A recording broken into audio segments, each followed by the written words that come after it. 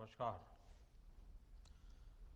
इस महत्वपूर्ण कार्यक्रम में देश भर से जुड़े सभी राज्यपाल महोदय, लेफ्टिनेंट गवर्नर्स, केंद्रीय मंत्रिमंडल के मेरे साथीगण, रिजर्व बैंक के गवर्नर, राज्यों के मुख्य सचिव, अलग अलग इंडस्ट्री एसोसिएशन से जुड़े साथीगण, स्टार्टअप, फिनटेक की दुनिया से जुड़े मेरे युवा साथी, बैंकों के वरिष्ठ अधिकारीगण और मेरे प्यारे भाइयों और बहनों, आज देश डिजिटल गवर्नेंस को एक नया आयाम दे रहा है। ई रूपी वाउचर देश में डिजिटल ट्रांजैक्शन को, डीबीटी को और प्रभावी बनाने में बहुत बड़ी भूमिका निभाने वाला है। इससे टारगेटेड, ट्रांसपेरेंट और लीकेज फ्री डिलीवरी में सभी को बड़ी मदद मिलेगी। 21वीं सदी का भारत आज कैसे आधुनिक टेक्नोलॉजी की मदद से आगे बढ़ रहा है, टेक्नोलॉजी को लोगों के जीवन में जोड़ रहा है, ई रूपी उसका भी एक प्रतीक है। और मुझे खुशी है कि ये शुरुआत उस समय हो रही है जब देश आजादी के 75 वर्ष पर अमृत महोत्सव मना रहा है। और ऐसे समय में देश ने फ्यूचरिस्टिक रिफॉर्म का एक और अहम कदम बढ़ाया है। साथियों, सरकार ही नहीं, अगर कोई सामान्य संस्था या संगठन किसी के इलाज में, किसी की पढ़ाई में या दूसरे काम के लिए कोई मदद करना चाहता है तो वो कैश के बजाय ई रूपी दे पाएगा। इससे सुनिश्चित होगा कि उसके द्वारा दिया गया धन उसी काम में लगा है जिसके लिए वो राशि दी गई है। अभी शुरुआती चरण में ये योजना देश के हेल्थ सेक्टर से जुड़े बेनिफिट्स पर लागू की जा रही है। मान लीजिए कोई ऑर्गेनाइजेशन सेवा भाव से भारत सरकार के द्वारा जो मुफ्त वैक्सीन दी जा रही है उसका लाभ लेना नहीं चाहता है, लेकिन जो प्राइवेट अस्पतालों में जहां कुछ कीमत देकर के वैक्सीन चल रही है उसमें भेजना चाहता है। अगर वो 100 गरीबों को वैक्सीन लगवाने की उसकी इच्छा है तो वो उन 100 गरीबों को ई रूपी वाउचर दे सकता है। ई रूपी वाउचर ये सुनिश्चित करेगा कि उसका इस्तेमाल वैक्सीन लगवाने में ही हो, किसी और काम में नहीं। समय के साथ इसमें और भी चीजें जुड़ती चली जाएगी। जैसे कोई किसी के इलाज पर खर्च करना चाहता है, कोई टीबी के मरीज को सही दवाओं और भोजन के लिए आर्थिक मदद देना चाहता है, या फिर बच्चों को, गर्भवती महिलाओं को भोजन और पर्यावरण से जुड़ी दूसरी सुविधाएं पहुंचाना चाहता है, तो ई रूपी उनके लिए बहुत मददगार साबित होगा। यानी ई रूपी एक तरह से पर्सन के साथ साथ पर्पज स्पेसिफिक भी है। जिस मकसद से कोई मदद या कोई बेनिफिट दिया जा रहा है वो उसी के लिए प्रयोग होगा, ये ई रूपी सुनिश्चित करने वाला है। कोई अब अगर चाहेगा कि वो वृद्धाश्रम में 20 नए बेड लगवाना चाहता है तो ई रूपी वाउचर उसकी मदद करेगा। कोई किसी क्षेत्र में 50 गरीबों के लिए भोजन की व्यवस्था करना चाहता है तो ई रूपी वाउचर उसकी मदद करेगा। अगर कोई गौशाला में चारे की व्यवस्था करना चाहता है तो ई रूपी वाउचर उसकी भी मदद करेगा। इसे अगर राष्ट्रीय परिप्रेक्ष्य में देखें तो अगर सरकार द्वारा किताबों के लिए पैसा भेजा गया है तो ई रूपी ये सुनिश्चित करेगा कि किताबें ही खरीदी जाएं। अगर यूनिफॉर्म के लिए पैसा भेजा है तो उससे यूनिफॉर्म ही खरीदी जाए। अगर सब्सिडाइज खाद के लिए मदद की है तो वो खाद खरीदने के लिए ही काम आए। गर्भवती महिलाओं के लिए दिए गए कैश से सिर्फ पोषक आहार ही खरीदा जा सके, यानी पैसा देने के बाद हम उसका जो इस्तेमाल चाहते हैं ई रूपी वाउचर उसे सिद्ध करेगा। साथियों, पहले हमारे देश में कुछ लोग चाहते थे कि टेक्नोलॉजी, और वो कहते भी थे कि टेक्नोलॉजी तो केवल अमीरों की चीज है, भारत तो गरीब देश है, इसलिए भारत के लिए टेक्नोलॉजी का क्या काम। जब हमारी सरकार टेक्नोलॉजी को मिशन बनाने की बात करती थी तो बहुत से राजनेता, कुछ खास किस्म के एक्सपर्ट्स उस पर सवाल खड़ा करते थे। लेकिन आज देश ने उन लोगों की सोच को नकारा भी है और गलत भी साबित किया है। आज देश की सोच अलग है, नई है। आज हम टेक्नोलॉजी को गरीबों की मदद के, उनकी प्रगति के एक टूल के रूप में देख रहे हैं। आज दुनिया देख रही है कैसे भारत में टेक्नोलॉजी पारदर्शिता और ईमानदारी ला रही है, कैसे टेक्नोलॉजी नए अवसरों को पैदा करने में, उन्हें गरीबों को सुलभ बनाने का काम कर रही है, और कैसे टेक्नोलॉजी सरकार और लाल फीताशाही पर सामान्य मानवीय की निर्भरता को कम कर रही है। आप आज के ही यूनिक प्रोडक्ट को देखिए।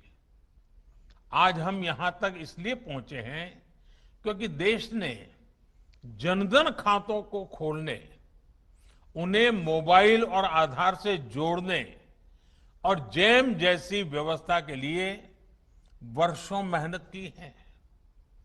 जब जैम को शुरू किया गया था तब बहुत से लोग इसके महत्व को नहीं समझ पा रहे थे, लेकिन इसकी अहमियत को हमने लॉकडाउन के समय देखा।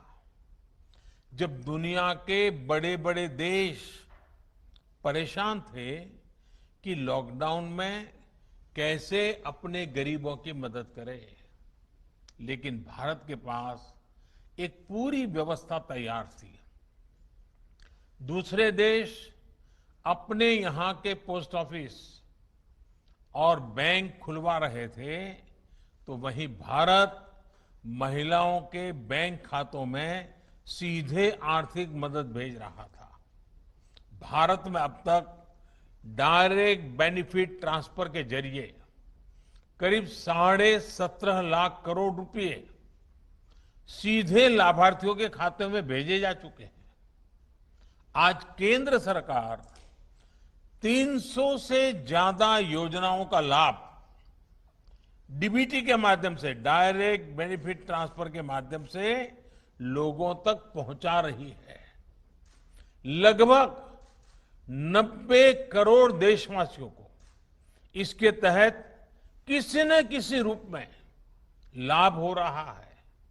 राशन हो, एलपीजी गैस हो, इलाज हो, स्कॉलरशिप हो, पेंशन हो, मजदूरी हो, घर बनाने के लिए मदद हो, ऐसे अनेक लाभ डीबीटी से मिल रहे हैं।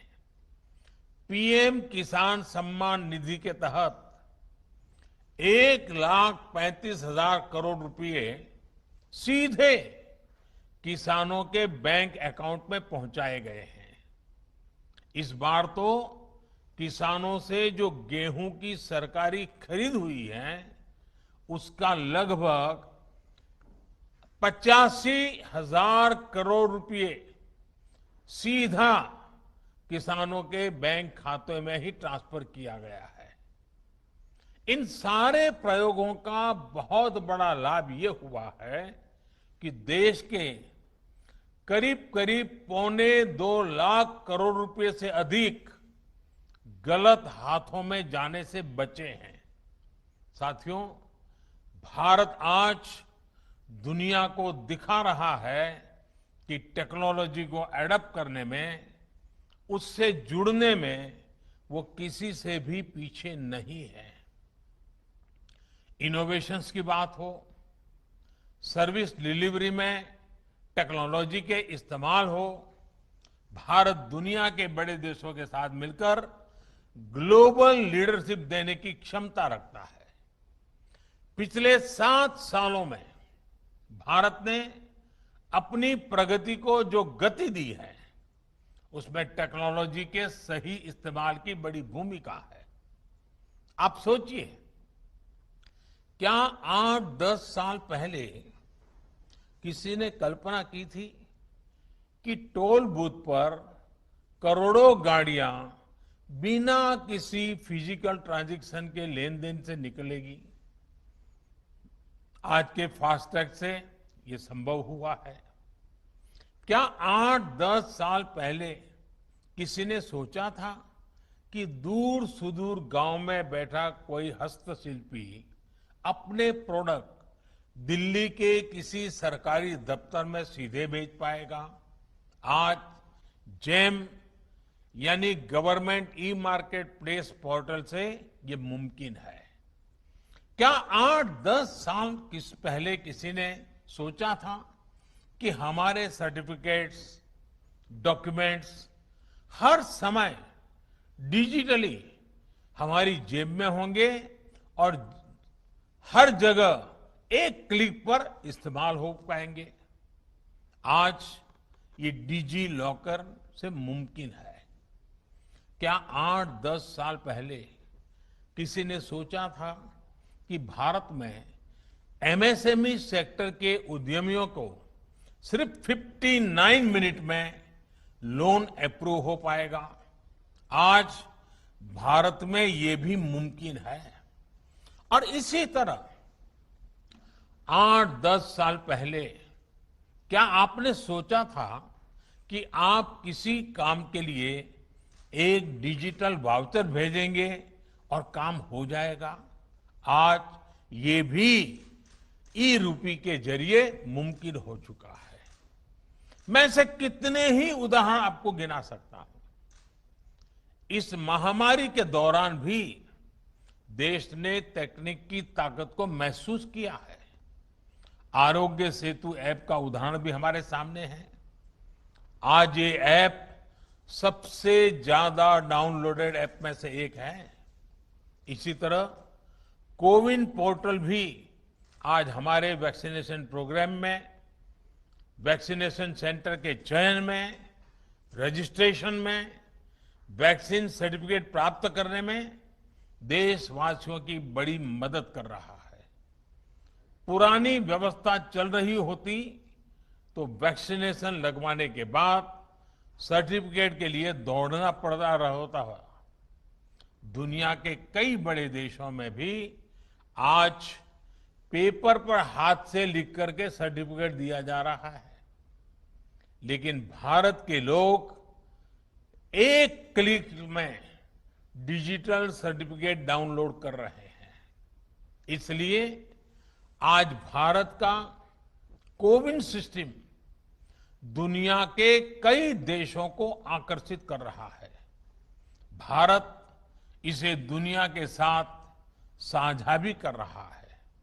साथियों, मुझे याद है कि 4 साल पहले जब भीम ऐप लॉन्च किया गया था तब मैंने कहा था कि वो दिन दूर नहीं जब अधिकांश बिजनेस ट्रांजैक्शन नोट और सिक्कों के बजाय डिजिटली होंगे। तब मैंने ये भी कहा था कि इस बदलाव से सबसे अधिक गरीबों, वंचितों, छोटे व्यापारियों, किसानों, आदिवासियों का सशक्तिकरण होगा, वो एम्पावर होंगे। आज हम ये साक्षात अनुभव कर रहे हैं। हर महीने यूपीआई ट्रांजैक्शन के नए रिकॉर्ड बन रहे हैं। जुलाई महीने में 300 करोड़ से अधिक ट्रांजैक्शन यूपीआई से हुए हैं, जिसमें 6 लाख करोड़ रुपए का लेन देन हुआ है। आज चाय, जूस और फल सब्जी का ठेला लगाने वाले भी इसका उपयोग कर रहे हैं। वहीं भारत का रुपे कार्ड भी देश का गौरव बढ़ा रहा है। सिंगापुर, भूटान में भी इसे लॉन्च किया जा चुका है। आज देश में 66 करोड़ रुपए कार्ड हैं और देश में हजारों करोड़ रुपए का ट्रांजैक्शन रुपे कार्ड से भी हो रहा है। इस कार्ड ने गरीब को भी सशक्त किया है, उसे इस भावना से भरा है कि वो भी अपने पास डेबिट कार्ड रख सकता है, उसका इस्तेमाल कर सकता है। साथियों, टेक्नोलॉजी कैसे गरीबों को सशक्त करती है, इसका एक और उदाहरण है पीएम स्वनिधि योजना। हमारे देश में तो रेहड़ी पटरी वाले, ठेला चलाने वाले भाई बहन हैं, उनके फाइनेंशियल इंक्लूजन के बारे में पहले कभी नहीं सोचा गया था। अपना काम आगे बढ़ाने के लिए उन्हें बैंक से मदद मिलना असंभव था। जब डिजिटल ट्रांजैक्शन की कोई हिस्ट्री ही ना हो, कोई डॉक्यूमेंट ना हो, तो बैंक से लोन लेने के लिए हमारे रेहड़ी पटरी वाले साथी पहला कदम भी नहीं बढ़ा पाते थे। इसी को समझते हुए हमारी सरकार ने पीएम स्वनिधि योजना की शुरुआत की। आज देश के छोटे बड़े शहरों में 23 लाख से अधिक रेहड़ी पटरी और ठेले वालों को इस योजना के तहत मदद दी गई है। इसी कोरोना काल में करीब करीब 2300 करोड़ रुपए उन्हें दिए गए हैं। ये गरीब साथी अब डिजिटल ट्रांजैक्शन कर रहे हैं और अपना लोन चुका रहे हैं। यानी अब उनके लेन देन की एक डिजिटल हिस्ट्री बन रही है। पीएम स्वनिधि में ये व्यवस्था की गई है कि 10,000 रुपए का पहला लोन चुकाने पर 20,000 का दूसरा लोन और दूसरा लोन चुकाने पर 50,000 का तीसरा लोन रेहड़ी पटरी वाले साथियों को दिया जाएगा। आपको जानकर खुशी होगी कि आज सैकड़ों रेहड़ी पटरी और ठेले वाले भाई बहन अब तीसरा लोन प्राप्त करने की दिशा में आगे बढ़ रहे हैं।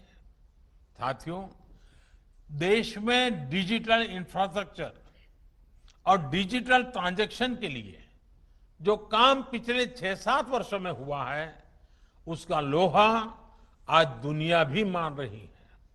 विशेषकर भारत में फिनटेक का बहुत बड़ा आधार तैयार हुआ है। ऐसा आधार तो बड़े बड़े देशों में भी नहीं है। देशवासियों का पॉजिटिव माइंडसेट फिनटेक सॉल्यूशन को एडॉप्ट करने की उनकी क्षमता भी असीम है। इसलिए ये आज भारत के युवाओं, भारत के स्टार्टअप इकोसिस्टम के लिए भी बेहतरीन मौका है। भारत के स्टार्टअप्स के लिए फिनटेक में अनेकों संभावनाएं हैं। साथियों, मुझे विश्वास है कि ई रूपी वाउचर भी सफलता के नए अध्याय लिखेगा। इसमें हमारे बैंकों और हमारे पेमेंट गेटवे का बहुत बड़ा रोल है। हमारे सैकड़ों प्राइवेट अस्पतालों, कॉरपोरेट्स, उद्योग जगत, एनजीओज और दूसरे संस्थानों ने भी इसको लेकर बहुत रुचि दिखाई है। मेरा राज्य सरकारों से भी आग्रह है कि अपनी योजनाओं का सटीक और संपूर्ण लाभ सुनिश्चित करने के लिए ई-रूपी का अधिक से अधिक उपयोग करें। मुझे विश्वास है कि हम सभी की ऐसी ही सार्थक साझेदारी एक ईमानदार और पारदर्शी व्यवस्था के निर्माण को और गति देगी। एक बार फिर सभी देशवासियों को इस बड़े रिफॉर्म के लिए बहुत बहुत बधाई देता हूं। बहुत बहुत शुभकामनाएं। धन्यवाद।